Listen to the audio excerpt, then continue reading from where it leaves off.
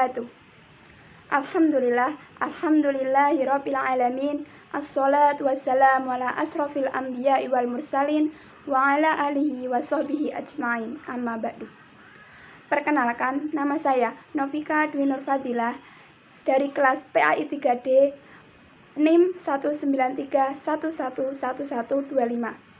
Di sini saya akan mempresentasikan mengenai tarekat-tarekat yang berkembang di Indonesia. Mengenai pengertian tarekat.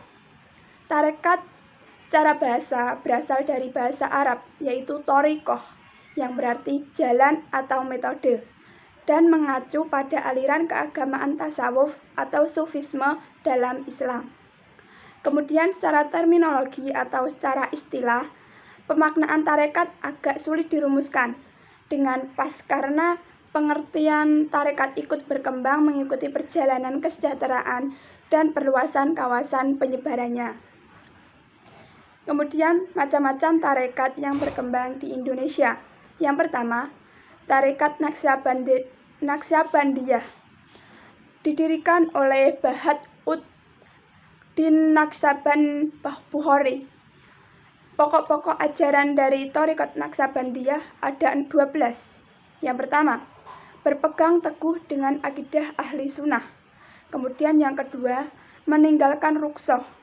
Yang ketiga, memilih hukum yang azimah. Yang keempat, senantiasa dalam muraqabah. Yang kelima, tetap berhadapan dengan Tuhan. Yang keenam, senantiasa berpaling dari kemegahan dunia. Yang ketujuh, menghasilkan makalah hudur atau kemampuan menghadirkan Tuhan dalam hati. Yang kedelapan, menyendiri di tengah-tengah ramai serta menghiasi diri dengan hal-hal yang memberi faedah. Yang kesembilan, berpakaian dengan pakaian orang mukmin biasa. 10. Zikir tanpa suara. Yang ke-11, mengatur nafas tanpa lalai dari Allah Subhanahu wa Ta'ala. Yang ke-12, berakhlak dengan akhlak Nabi Muhammad SAW. Kemudian ada 6 dasar yang dipakai sebagai pegangan untuk mencapai tujuan dalam thariqoh ini, yaitu yang pertama, tobat. Yang kedua, uzlah atau mengasingkan diri dari masyarakat ramai yang dianggapnya telah mengingkari ajaran-ajaran Allah dan beragam kemaksiatan sebab ia tidak mampu memperbaikinya. Yang ketiga, zuhud atau memanfaatkan dunia untuk keperluan hidup seperlunya saja. Yang keempat, takwa. Yang kelima, qanaah atau menerima dengan senang hati segala sesuatu yang dianugerahkan oleh Allah Subhanahu wa Ta'ala. Yang keenam, yaitu taslim atau kepatuhan batiniyah akan keyakinan qalbu hanya pada Allah Subhanahu wa Ta'ala. Yang kedua, tarekat Qadariyah didirikan oleh Syekh Abdul Qadir Jailani. Thariqah Qadariyah ini berpengaruh luas di dunia timur. Pengaruh pendirinya ini sangat banyak meresap di hati masyarakat yang dituturkan lewat bacaan manaqib. Tujuan dari bacaan manaqib adalah untuk mendapatkan berkah karena Abdul Qadir Jailani terkenal dengan keramatnya. Kemudian ada 5 dasar pokok ajaran thariqah Qadariyah, yaitu yang pertama, tinggi cita-cita. Yang kedua, menjaga kehormatan. Yang ketiga, baik pelayanan. Yang keempat, kuat pendirian. Yang kelima, membesarkan nikmat Tuhan.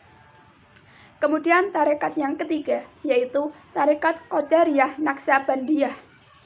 Tarekat Qadariyah Naqsyabandiyah ini adalah perpaduan antara 2 buah tarekat besar, yaitu tarekat Qadariyah dan juga tarekat Naqsyabandiyah, yang didirikan oleh Syekh Ahmad Khatib Al-Syambasi di Mekah pada awal abad ke-13 Hijriah atau abad ke-19 Masehi, dan termasuk tarekat yang mutabaroh atau diakui keabsahannya.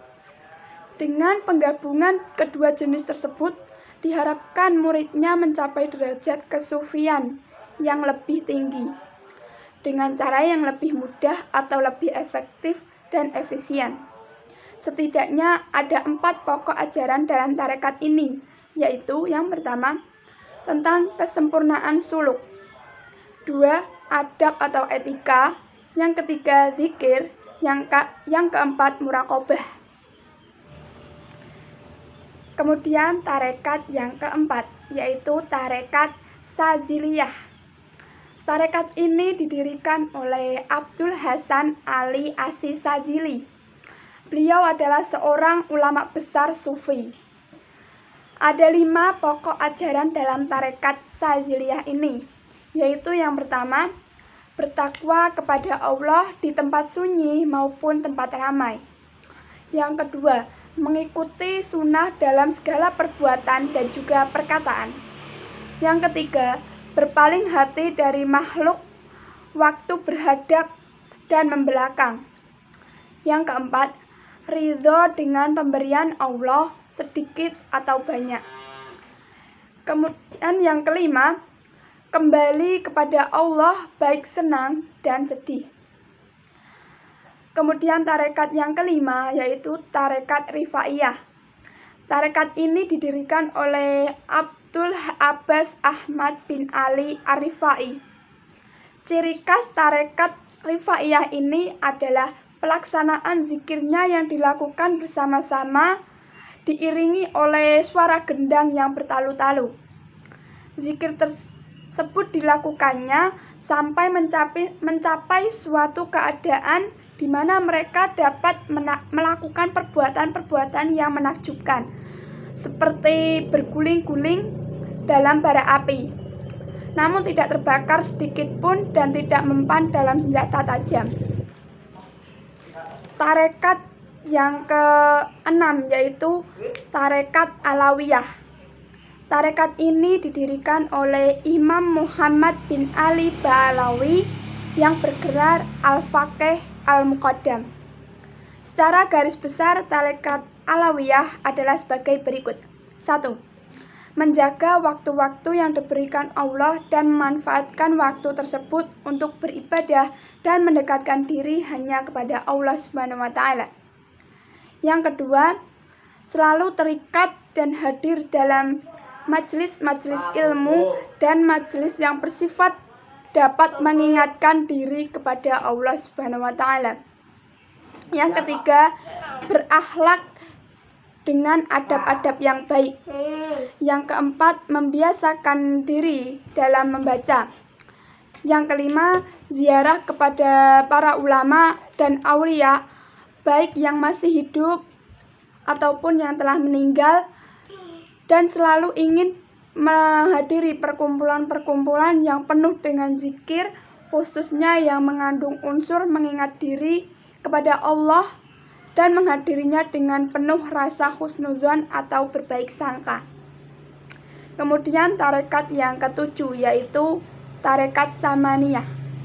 Tarekat ini didirikan oleh Syekh Abdul Hasan As-Sazili, sama seperti tarekat Saziliyah tadi. Ada 4 ajaran-ajaran dalam tarekat Samaniyah ini. Yang pertama yaitu tawasul, atau memohon berkah kepada pihak-pihak tertentu yang dijadikan wasilah atau perantara agar maksud bisa tercapai.